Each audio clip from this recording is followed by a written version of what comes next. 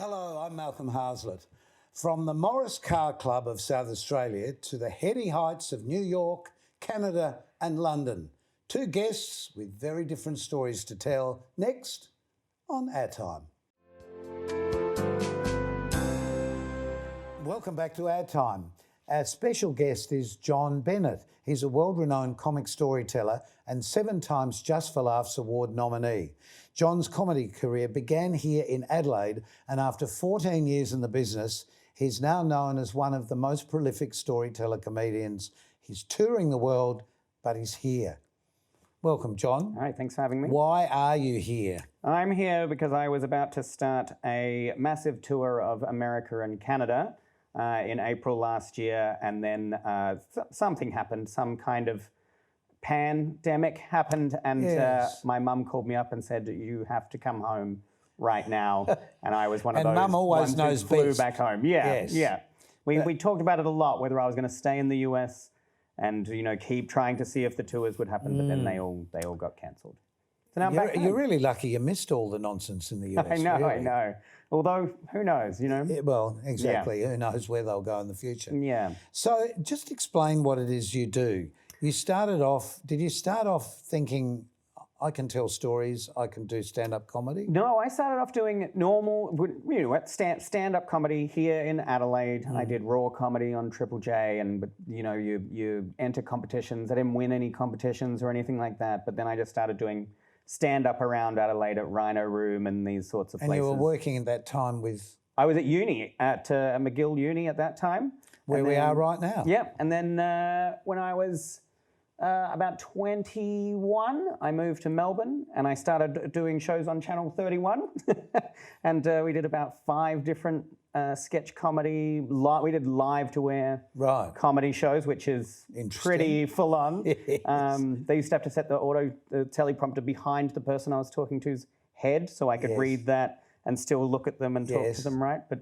And then I opened a storytelling night in Melbourne that became quite popular. And just explain what a storytelling night is. Well, it's basic. It's same as comedy, really, but it has a beginning, middle, and end. And you tell I mainly do true stories from my life. I do a lot of stuff for The Moth, which is the biggest storytelling podcast type live show thing in America. So I've done a lot of their shows as well. And it's having an Australian accent, has that been helpful? It's helpful for doing stuff in the States, yeah. Sometimes they don't understand me though. No. Do they find our accent sort of part of the humour of it all? I don't want to say it is, but yeah, definitely. Is it our terminology that isn't theirs, or? I don't know. I think I definitely turn it on a bit when I'm doing a show. Sometimes I'll just throw in a word. I like to lie to people. I told them that we say chimps instead of cheers, just to see if they'd believe me, and they of course did. I know, but they probably thought you came from Austria anyway. Yeah, probably, yeah. So how did this, working in New York and places like that, how did that come about? Who spotted you? Well, the Moth is a pretty big thing. So I've done a lot of their touring shows around all different places in the States. And the biggest one I did was in Cooper Hall in New York City, which is President Lincoln spoke there, Obama spoke there, and it was a huge, beautiful thing. Did you find there was sort of an aura in the place with so many human bodies and souls passing through? Yeah, I mean, I don't really get nervous that much, but I was very nervous for that one because you don't want to mess it up. But that's interesting, isn't it? Places where so many humans have been over the years. There's something about those places. Yeah, performing in the big old theatres is just amazing. I did Theberton Theatre about 5 years ago doing a comedy show there, like a mixed bill comedy show during Fringe, and it was amazing. That's where I saw my first band when I was 14 years old. And I couldn't believe. I wrote to all my old mates and was like, I'm now performing in that place we saw Green Day for $20, Yeah, it was really good. Isn't that great? How did uni how did coming to a uni like this affect what you've done? I think I repeated year 12. And so when I first did year 12, I wanted to be a PE teacher. Oh, really? Because I was really into sports. I couldn't believe it. I was a bit of a jock in school. And then I got halfway through my second year of year 12 and went, no, I just want to watch movies and do TV stuff. So I did media production and film studies and that sort of stuff here at McGill Uni. But did that give you sort of the sense of direction that you've now taken? do you think? I would say so. I mean, university's always that type of... Well, it's a melting pot where you meet your contemporaries Yeah. that usually you deal with for the rest of your life. Yeah, I met people who weren't into football. And I was like, oh, we don't have to be into football. You found your tribe. Yeah. I got a big thing about people finding their tribe. Yeah, and that was the thing. We've got a real touring group that there's a little bunch of us from all around the world who do this tour of all the fringe festivals everywhere. And it's a real nice little bunch of weirdos. Yeah, it's beautiful. Yeah, bunch of weirdos. Yeah. So is there, when you're doing some of the comedy festivals, how do people find you? I mean, obviously they find you on a billboard to say, hey, I'm here. Yeah. But how is the fan base travelling with you? It's pretty interesting. So I did a show on Sunday and people showed up who I'm always amazed if someone shows up that I don't know, which happens a lot. But I'm like, why are you here? What made you come to this thing? And I think I have doing storytelling as well. You have a connection with the audience, so they really feel like they know you. So you have that sort of different thing that doing stand-up has. Stand-up, you tell jokes, people laugh. I think storytelling, you take them on a ride and they sort of feel like they really know who you are.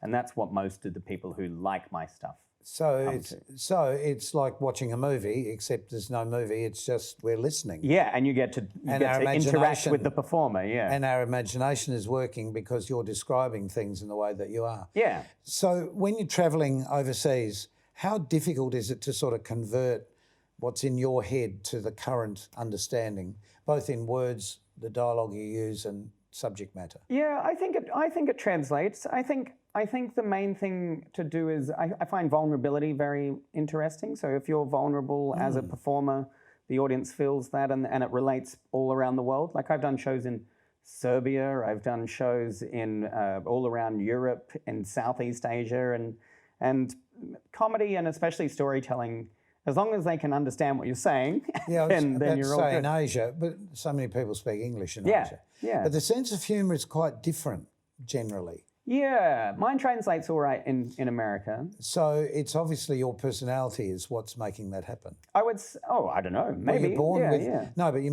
you're born with that communicative skill, I guess. Yeah. I get told my dad is a minister, so I get told I have a bit of a preacher type vibe to me when I'm doing my storytelling, even though they're very far away from any sort of religious thing. But yeah. Yeah, but that's interesting because really ministers are storytelling every time from the pulpit. I was brought up in that same situation. I think that's why I could talk the leg off a chair, simply because you're used to hearing people talking at you and it's learning how to talk with them as opposed to at them. Yeah. How did that happen for you? Was there a moment that you thought, oh, hang on? The way I started doing storytelling was I was doing a lot of stand-up in Melbourne. And I did a joke that I thought was quite good that I'd written in the middle of the night. And I did this joke, and then afterwards a guy came up to me who was a friend of mine and just said, you just did my joke. And I was like, oh, and he's like, don't worry, everything was different, but the punchline was the same, and it was very similar. And I was like, well, if I can't be unique and that sort of thing, I'll just talk about myself and things that happened to me. And then that way I can't ever do someone else's joke again, because if someone else comes up and says, I fell into a dead cow when I was a little kid, I'll be, that's amazing. So did I. That's really good. Okay, yes. I guess that's what's changed with media being so available to everybody. Yeah. You know if you're knocking off somebody else's gags because they can tell. But back in the old days, when I first started, comedians would be telling the same gags all over the place because there would be people writing them down and posting them off to different countries, and the comedians there would be buying those gags. Oh yeah, I've definitely done some shows in like Cambodia where an Australian guy has come over and just done all of Dave Hughes' bits, and I'm like, they're all Dave Hughes. And he's like, they don't care here. It doesn't matter. They don't know. It's really funny. Yeah, I know, but there's something sort of almost. It's dishonest. A bit dodgy. Yeah. It's dishonest because it's not your work. Yeah, so I don't want to do that. Like a painter painting the Mona Lisa and saying, "Oh no, I just thought of this." Yeah. So I find storytelling to be the most original way you can do comedy, I would say. So the stories are based on your life. Have you lived such a diversely odd life that it? Some people would say it's pretty odd. I got a minister father, 3 older brothers. I do a whole show about my dad. Right. Because he's a bit of a weirdo and is very, very serious man. And I'm sure. I do a whole show about my brother because he went to jail he's been in jail most of his adult life. So I talk about our childhood and how that sort of thing happened. I actually played on 31 a couple of weeks ago. How amazing. Yeah. It's a shame you're over there and not over here, that people can't see you more often, but it's great that you've been home for the period of time that you have. Yeah, well, I hope when Fringe comes back, and I always come back and do Adelaide Fringe and do the Australian Fringes and then head overseas and do the Fringes over there. Well, it's all happening now, we hope. Yeah. We're going to be back with John, and we'll be back with Pattrick in just a moment to just wrap up this program.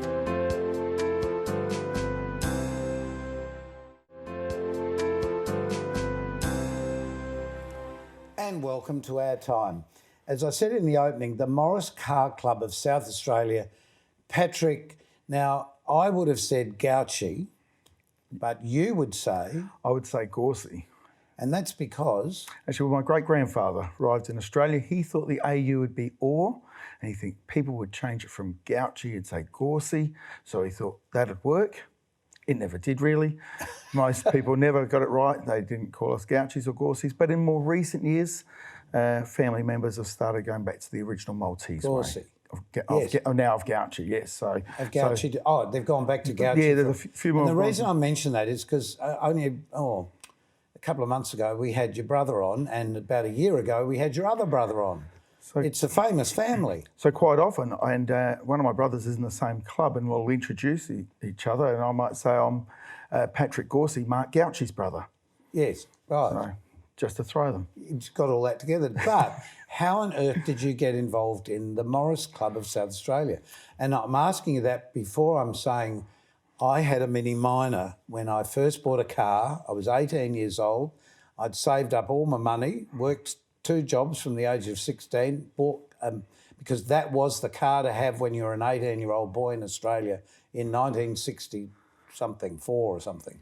They were a very sporty little car, winning races around the world. Yes. Yep, indeed. But that's not the car club that you're part of, really, is it? Well, the Morris Minor Car Club, or Morris Car Club, we refer to most of the cars as Morris Minors. So we have a large amount of those. We've got a clip of some of those cars coming nicely together up the driveway. Let's have a look at that.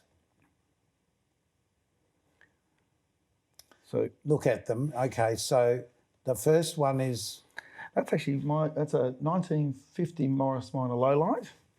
We've got some highlights. So you might have seen the front guards looked a little different. Yes. Here we've got an Austin 1800. So it's getting a bit more modern. A bit more modern. Back to a Morris 1000. So why don't they all look like this? Well, these are the earlier Morrises. They're fabulous. Not Morris 8s and Morris 10s. They're often, and then we're back to the Morris Minors again. So, and following it behind looks like a Morris Major. And I don't want to get it wrong, but that could be a love Morris the black one. 10 in the background there, I think, is coming up. Even I have to sometimes stop and look at the badges on them. Here we've got a little MG. Yeah. So you'll notice a mixture of cars, and why that is lots of them have come from what's called the group called BMC, British Motor Corporation. So, so as a Morris Car Club, we will have members who've got British-made cars, and they'll join our club anyway. So they're all made in Great Britain anyway. Indeed. And that, I guess you could say that was the original founder. Some may have been assembled here, so some later Morris Minors were built here in South Australia, assembled, and so a variety of different things happen. So the people owning these cars, I'm assuming that they're going to be your age and mine.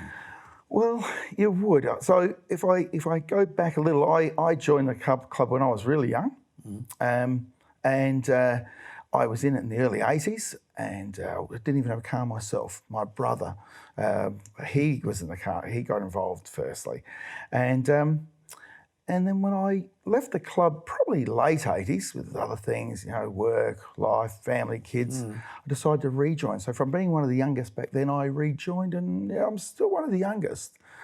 Yeah, and that's a problem for a club like this in a way, isn't it? It is. There's not been a big uptake for the younger ones. They want a lot of the creature comforts that our modern cars come with. Like air conditioning. Power steering, electric windows. Very important yes, items. I had to wind mine up. I recall that. trouble. Did have a heater though, I recall. It did you It say? did, mine did, yes. Oh, that's very Didn't have much else in it, but it had a steering wheel and a heat. Yeah. I think it was the new edition when I bought mine. So let's look at some of the cars, because it's like any car club. There are different models that obviously people have worked on and love. Indeed, indeed. And you love yours like babies. I do indeed. Well, actually, the one you're looking on the screen right now is actually is the very first Morris Minor ever built. So I went on a Morris pilgrimage in England a couple of years ago. Decided to go with a car. Went and saw the Birmingham Car Club, and they took me on a run. Fantastic! I wanted to experience going through the countryside and go to all the museums I could. Yeah. And I came across that car. Now that car actually got sold just at the beginning. It was nothing like it was anything special, and then as the car became more famous and more known, they decided to see who had the oldest Morris Minor still out there. And the oldest was going to win a Morris Minor 1 million, because they'd got to the 1 million mark.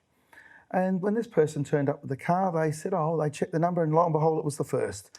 How incredible. Yeah. How incredible. Well, let's look at some more. So this picture here is actually our car club lined up at my Ponga Reservoir. We had a weekend away. A rainbow of colours. It was indeed. And so great variety of members bring out their cars, love going on the runs. And it's fairly local, and look, we try to do some fashionable things. We've seen the backside. Now Exactly. let's front side. Let's see the backside. Let's see the backs. Yeah. And This is the pink car. That's a ripper. it is indeed. Actually, it's being painted up specifically, but it's been in the family for a little while, and I think it was the gentleman by the name of Danny, his mum's car. Oh, okay. Yeah, I Yes. could understand that. And this is, now we will attend different things. So in the Bay to Birdwood, not every car qualifies some particular years. And on the year that this car couldn't attend, it was there mounted in the middle of Anzac Highway. I can see that with the chairs waiting for chairs, and we had Yes. breakfast, bacon and eggs and things like for a that. nice little view. Here's another lineup. It is. This is It really shows the development of the shapes, this one, doesn't it? It does, and it's great having that line up at how they are looking, get so many in that little picture. And it's an All British Day, another great day out at Achunga. And here's two of my girls. We went on a run on the Bay to Two Birdwood. of my girls. That's it. They're Do they have names as well? well. This is Minty on the left, and Maury. But like Maury's little story, she's done 350,000 miles. Amazing. Now, and I bought it. Actually, I had just rejoined the club, and the gentleman who owned the car, he'd just passed, and his son knew that I was very much into that particular style, which is the low light with the side valve. So that gave it another life, like this one. It did. Well, this is Jade. Now, this is the love of my life, who I've been accused once leaving my girlfriend in the driveway when someone asked, where's Jade? And I said, she's just in the drive. But I've had her since 1985. How many have you got? They're just the three. Oh, just the three. Just the three. Now, you're in this shot, aren't you? As a, how old were you? A lot more hair. That's just early 85. You're obviously driving, I assume. I am, and a mate of mine there, and we've got a little, we can see the little indicator poking out the side there, just by my door. Yes, it's on the the original trafficator. Yes, I love that. There, I've got the girls lined up at home. Okay, this is your art shot, your black and white version. It is. And but I like this one this because one's a Charlie's Angel move. yes, I like it. I love it. I love it. Pattrick, it's interesting how people you feel this bond with the vehicle. I know each time I've changed cars, I've felt very sad losing the last one. You wish you could sort of keep them all. Actually, you do, and that can become a problem even outside of liking Morris's, because sometimes maybe I don't part with vehicles very well. So, but it is with a lot of people, and they will find they hold on to cars for a long time in our club. Well, and also doing the car up. So we've got a series of photos here of a Morris car basically starting from a wreck, I suppose. Was it a wreck? Absolutely, it was. And how that's been carefully preserved. Just have a look at these shots. So this particular car was purchased back in about the early to mid 80s. It sat garaged until only the beginning of last year. Right. And Bit of work starting to be done on it? Work starting to be done on it. So you can see rust had to be cut out, and you'll see bits of metal in places. And it was a full restoration right from the subframe, body panels. Panels had to be beaten out. Yes, I can imagine. It's starting to get a bit of shape now. It is, and but sections were completely missing, and then they just rusted out completely. And of course you can't buy a part. Of course not. So we're looking at a piece there at the bottom of that door. And yes, you can see the that blue. didn't exist. So Right. a person's actually bent it over a steel bar, tapped it out to make it that Good gracious. shape. Well, of course you'd have to. How else would it No happen, other I way. suppose? And Although it's looking a bit more like a car now. it is. It's starting to get itself ready to go off to get painted. Then an undercoat was applied. So I think this is. So I'm gathering this is a two-seater car, is it? It is. Now, actually, I'm glad you bring up about the type of car. So this is I think it's a 1948 Morris 8 Right. utility, which is a convertible. Oh, okay. So amazing. It's a bit of a rarity in itself. There's probably only around 4 in the country like itself. And fortunately for the owner of this car, there has been someone in this state who's been able to show their car to be able to help in the restoration of this car. Right. And so- there all the bits and pieces about to be assembled. About to be assembled, or actually repainted in its final colour, which I think is like a Caulfield blue, I think they called it. Right. And we're getting it ready to take it back to where it then gets reassembled. Right. And an for engine put in it to look engine like... put in, and look at that. It starts to take shape so quickly. There it is. Not quite a powerful little engine, but about a 6 to 10 horsepower. No, but don't you feel good sitting and driving it? And you do indeed. And that's actually, I guess, one of the things we talk, I think, what is it about cars that if I was going to talk to someone today about getting involved in cars, you can get very powerful cars out there with everything on them. But where can you drive them? Well, that's right. But the everyday car has so many features. But imagine being able to try to think, if I said to you, you could go back in time. Well, in a little way, you can go into a car like this and it puts you in a different time and a passage of time. And you actually have to be a driver. You really do. You really do. Consider absolutely everything. Yep. Patrick, it's been great talking with you. Stay around till the end of the show because I know there's some details we've got if people would like to join the car club as to where to go. And we'll be back with an amazing man from Adelaide in just a tick.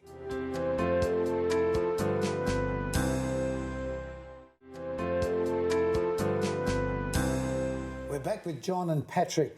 Patrick, joining the car club, the Morris Car Club, how does somebody that's really interested in cars go about that? Well, actually, Malcolm, they can find us on Facebook. Go to the Morris Car Club of South Australia site, or our webpage is morriscarclub.sa.org.au. And there'd probably be one in Victoria as well, I would imagine. Yeah, there's other car clubs, other Morris car clubs, indeed. But there's also different versions of Morris Car Clubs as well, isn't there? Oh, indeed. There's So just Google Morris Car Clubs. if you Google Morris Car Club of SA, you'll definitely find us. But if you just Google Morris Car Clubs, you'll find us listed there too. They might find the 3 girls of your life. They might indeed. I love that. Oh, they're very special to me. My daughters are going to be so upset that I didn't think about them first. But Put your daughter in the front seat and should say one it's day. all about you. exactly. John, your show's with the Fringe that's obviously coming up, and everyone's got their fingers crossed that everything's hopefully. going to go ahead. Yeah, I'll And be doing you're 4 in different shows. Gluttony, are you? I'm in Gluttony for 3 of the shows, and then another one at Arthur Art Bar. And you well could be in Victoria after that. Who knows? Hopefully, yeah, we'll see. Who We'll see. knows? Hopefully the tour will Fingers keep going. crossed for everything, for Morris Car Clubs and for performances of storytellers in the Fringe. Hey, it's been great to have your company once again on OurTime. Till we see you next time on OurTime, keep yourself nice till then. Bye.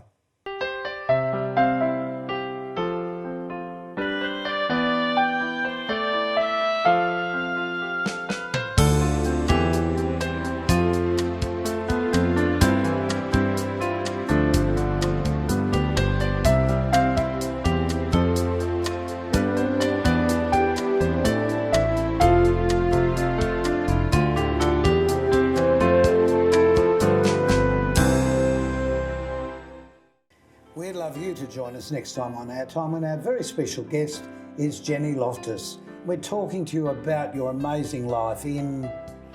Well, yes, music, television, entertainment, and my partner Steve Foster. So a bit of the everything. amazing songs he wrote. Absolutely. And the amazing life you've lived. Next time on Our Time, we just need you.